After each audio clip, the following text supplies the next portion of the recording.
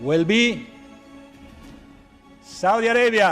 FIFA বিশ্বকাপ আয়োজক হিসাবে বিনা প্রতিদ্বন্দ্বিতায় ফিফা 2034 বিশ্বকাপ আয়োজনের দায়িত্ব পেল মধ্যপ্রাচ্যের দেশ সৌদি আরব। ফলে মাত্র এক যুগের ব্যবধানে আবারও মরুর বুকে বসতে যাচ্ছে the greatest show on earth. 22 বিশ্বকাপ আয়োজক হিসাবে কাতারকে ঘিরে যেমন ছিল ব্যাপক আলোচনা, তেমনি হয়েছিল বিভিন্ন কারণে সমালোচিত। তবে দেশটি গোটা বিশ্বকাপ নির্বিঘ্নে আয়োজন করে সমালোচকদের মুখে কুলপ এঁটে দিয়েছিল।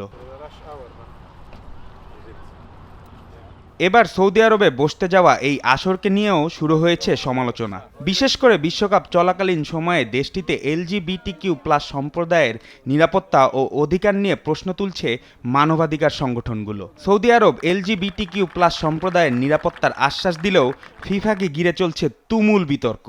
ইসলামিক শরিয়া ভিত্তিক আইনে দেশটি পরিচালিত হলেও সম্প্রতি সময়ের সাথে তাল মেলাতে আর পর্যটক আকর্ষণে বিভিন্ন রকম আইনের পরিবর্তন আনে দেশটি। বিবাহ বহির্ভূত সম্পর্ক দেশটিতে আগে নিষিদ্ধ হলেও মধ্যপ্রাচ্যের দেশটির ক্লাব ফুটবলে রোনালদো যোগ দেওয়ার পর সে আইনেও আনে তারা শিথিলতা। এবার বিশ্বকাপ আয়োজক হওয়ায় দেশটিতে প্রত্যাশার চাপ বেড়েছে বহুগুণে পশ্চিমার দেশগুলোর পর্যটকদের। বিশ্বকাপ চলাকালীন সময়ে মদ্যপান থেকে শুরু করে বিভিন্ন রকমের চিত্ত বিনোদনের দাবি থাকে পর্যটকদের। আরেক ইসলামিক রাষ্ট্র কাতার গেল বিশ্বকাপেও স্টেডিয়ামে অ্যালকোহল নিষিদ্ধ করেছিল। তবে সৌদি আরব তাদের আগের কঠোর ইসলামিক শাসন থেকে সরে এসে নিজেদের আইনে শিথিলতা এনেছে। গেল মাসেই দেশটির রাজধানীতে ইতিহাসের প্রথমবারের মতো খোলা হয়েছে মদের দোকানও, যদিও সেটা বিভিন্ন দেশের কূটনৈতিকদের জন্য।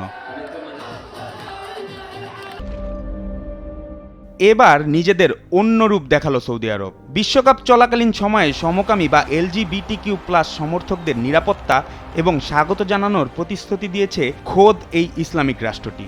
সৌদি আরবে সমকামী সম্পর্ক শরিয়া আইন অনুযায়ী শাস্তিযোগ্য অপরাধ। এই অপরাধের সর্বোচ্চ শাস্তি মৃত্যুদণ্ড। এছাড়াও ট্রান্সজেন্ডার ব্যক্তিদের পোশাক পরিচ্ছেদে শরিয়া আইনের কঠোর বিধিনিষেধ মেনে চলতে হয়। এমন পরিস্থিতিতে human rights watch, amnesty international সহ 21টি মানবাধিকার সংস্থা সৌদি আরবকে আয়োজক হিসাবে বেছে নেওয়াকে বিপজ্জনক মুহূর্ত বলে আখ্যা দিয়েছে। তবে ইংল্যান্ড ফুটবল অ্যাসোসিয়েশন জানিয়েছে সৌদি আরবের কাছ থেকে LGBTQ সমর্থকদের নিরাপত্তা এবং স্বাগত জানানোর প্রতিশ্রুতি পাওয়ার পরই তারা এই বিটকে সমর্থন দিয়েছে।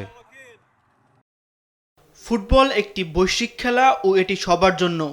আমাদের অন্তর্ভুক্তি নীতির অংশ হিসাবে আমরা সব ধর্ম ও সংস্কৃতির প্রতি শ্রদ্ধাশীল। আমাদের বোর্ড সৌদি ফুটবল কর্মকর্তাদের সঙ্গে নভেম্বর মাসে এই বিষয়ে বিস্তারিত আলোচনা করেছে। তারা আমাদের আশ্বস্ত করেছে যে তারা প্রতিশ্রুতি পূরণে অঙ্গীকারাবদ্ধ। বিশ্বকাপ আয়োজনের জন্য সৌদি আরবের এই সুযোগকে তাদের ক্রীড়া কূটনীতির অংশ হিসাবে দেখা হচ্ছে। অনেকেই মনে করছেন সৌদি আরব ক্রীড়া খাতে প্রভাব বাড়ানোর জন্য বিশ্বকাপকে মঞ্চ হিসাবে ব্যবহার করছে। এদিকে ফিফা সভাপতি জিয়ান্নি ইনফ্যান্তিনো বুধবার কংগ্রেসে সমাপনী বক্তব্যে বলেন যে সংস্থাটি অন্তর্ভুক্তিমূলক এবং বৈষম্যবিহীন।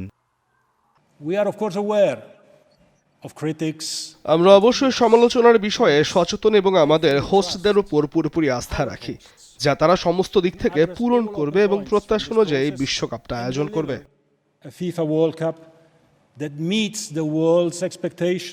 মানবাধিকার নিয়ে সৌদি আরবের অতীত রেকর্ড বিবেচনায় রেখে অনেকেই মনে করছেন 2034 সালের বিশ্বকাপ আরও একবার মানবাধিকার বিতর্কের কেন্দ্রবিন্দুতে পরিণত হবে। তবে FA, ফিফা এবং সৌদি কর্তৃপক্ষের আশ্বাসে এই বিতর্ক কিছুটা প্রশমিত হতে পারে বলেও ধারণা করা হচ্ছে।